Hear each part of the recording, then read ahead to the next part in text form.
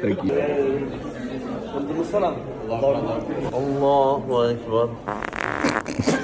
190 something million Muslims who support violence against apostates, against infidels. They believe it's at least sometimes justified. They make up the vast majority of terrorism globally, socially, culturally, incompatible with a lot of people who've been in New York, including multiple waves of immigrants. If you watch that and you say, I don't like it, that's okay. Islam. Here's the funny thing where we are. Like, I actually think you would have, and some lawyers could probably set me straight on this. You'd have more grounds to just have an outright ban on Islamic migrants as a national security issue than the kind of litmus test that would be required, for example, to admit Christian refugees from places like Syria, Iraq. In other words, Barack Obama only brought in, I think it was 1% of all the refugees, middle-aged men, often single, coming over here from the Trump Muslim ban. I understand Christians fleeing Islamic oppression in those countries. I don't know. That would become a litmus test where you go, okay, you're coming from this country. Do you reject Sharia law? Do you reject the tenets of Islam? You're a Christian. Or you just say, well, we just can't take anyone from any Islamic nation because it's a national security threat.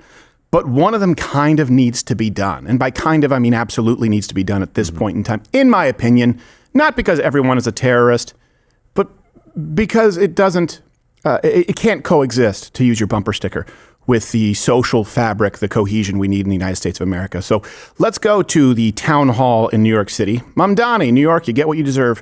25 years after 9/11, this is what New York City Hall looks like.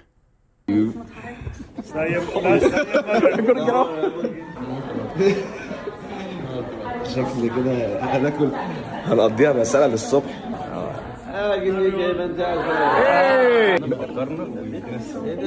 زورا زورا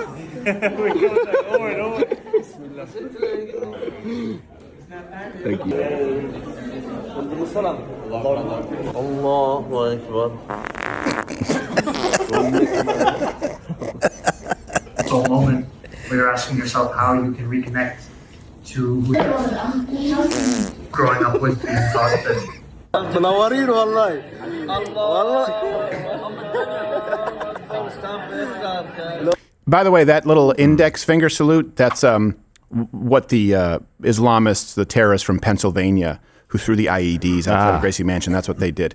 They did this. Now, I know that it's easy to say number one, but, you know, if white Christian Americans have to be concerned with optics like Elon Musk being accused of hailing Hitler, you'd think being in the same location, following the same religion of people who were swearing allegiance to a foreign terrorist organization, repeatedly doing that signal, maybe just avoid it. It means one God. It means there's one God, only one God. Yeah, well, I won't allow it. It has been adopted, yeah. It's been adopted by ISIS and another big group who I'm forgetting the name of right now. I apologize. But yeah, it has been adopted as like a salute of sorts. Yeah. Usually with the right hand, but... This is New York City. This is New York City. And I think it's okay for you to go, I don't like it.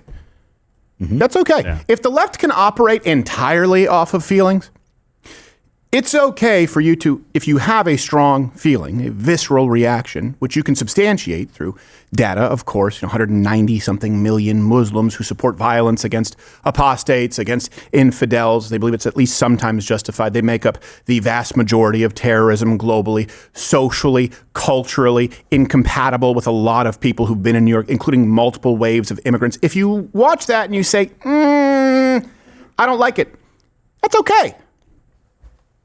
That's okay. Yeah. You know why?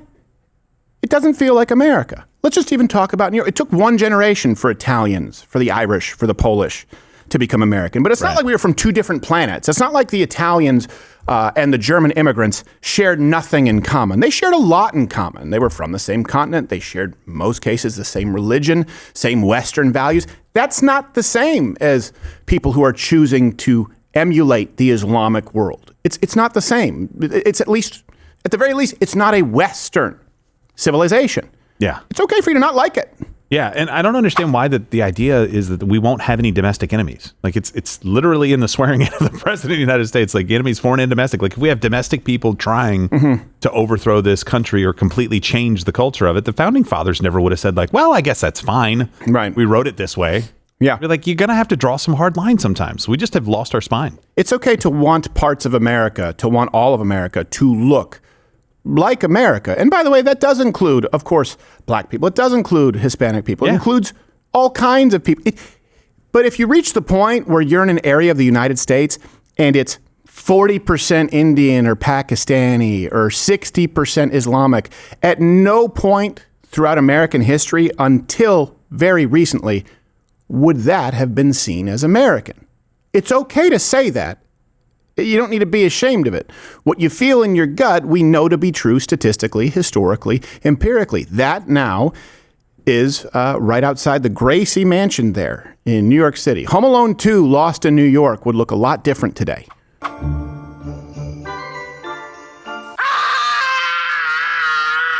Oh, wow. They caught him mid-scream with the beheading. Got the hands and everything. Did they throw his face through the Duncan's toy chest window? I don't know. By the way, that is the funniest way you can commit suicide. Yeah. Is you glue your hands to your head, and then you use piano wire. It's very thin, you can't see it. You tie it to a bridge over water, and then you hang yourself, and then the wire will cut your head off. Yeah. But then when they find your body, your arms and your head will still be attached via your arms, so it'll look like you were so angry at the world that you ripped your own head off. It's absolutely the funniest suicide. I was wondering where you were going with it, and then I was like, you know what? That is possibly the funniest way to kill yourself. And they'll never know because the piano wire, it's hanging somewhere, but you can't see it. Oh my gosh! I'll never know. You'd be a legend. Oh yeah, did you see? He took his own head off. Yeah, you'd be like that guy who stole a plane in Washington and crashed. Yeah, you'd be a legend. No, somebody would walk up and just move your arms and put your head over your penis, and then it's like, then you're a joke. It's not there anymore. Why did you have to take it there? Well, I'm just saying, maybe you wouldn't be a legend. Maybe it's just complete. Also, pretty legendary if you're like. Yeah.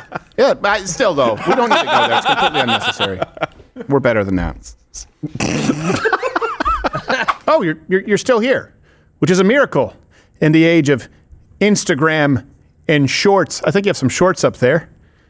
You have an attention span that is longer than that of a fruit gnat. So thank you. I'm glad you probably would like it a lot more if you actually head over and subscribe on Rumble. I'm live there 5 days a week, 11 a.m. Eastern, where free speech is still alive. Go to Rumble. Get off the social media ghetto that is YouTube, with a lot of homosexual activity here on YouTube. There may be some on Rumble, but I haven't seen it.